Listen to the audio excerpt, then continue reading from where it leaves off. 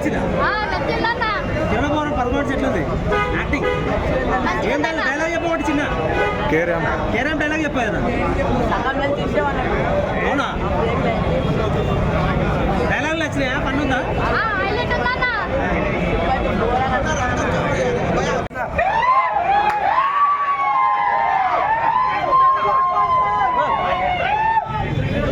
Side పర్లేదు.